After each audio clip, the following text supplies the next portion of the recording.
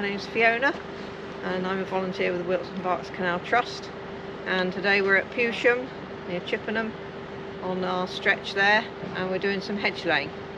Now, hedge laying can only be done in the winter, so from the beginning of November to the end of February.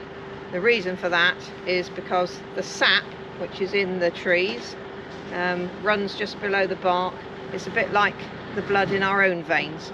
So if you start cutting in the summer, that will bleed to death. But in the winter, the trees are dormant, so the sap's dormant.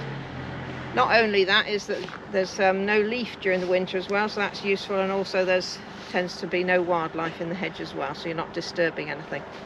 So this area here was a row of trees.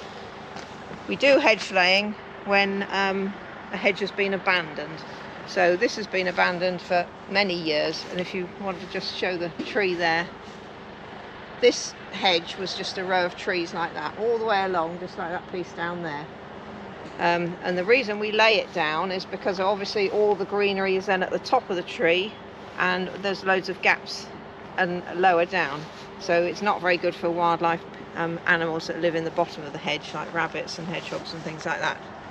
So what we do is you decide where you're going to start, and you must lay uphill. So luckily the canal is level mostly, so you can lay whichever way you like. So we've decided we started there, and we're laying this way all the way along.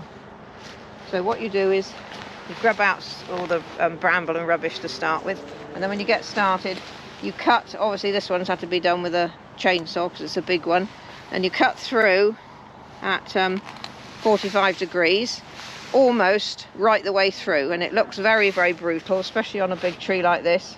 But because you've left that hinge there, this is where the sap is, just underneath the bark.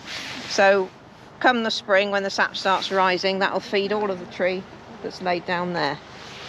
And then you cut away the heel, because there'll be a piece sticking out like that, because you don't want water sitting in there, because that will rot the tree and kill it. So the water can run away. Now the new growth will grow all around this wound here. You'll get loads of new shoots growing up, and also anything that was growing that way in the tree will now grow that way. So we should have a nice thick hedge. And you can see how it lays nicely into layers. You don't want the layers to be anything less than horizontal, because if they go less than horizontal, the sap rises and it can't rise up. So you want them to be about 30 degrees is ideal. So you can see where we've been along here, cracked all this down. And this is a mixed hedge, which is the best type of hedge. So we've got hawthorn, blackthorn, there'll be bits of hazel and all sorts of different things in there. It's obviously a native hedge because it would have been planted years and years ago.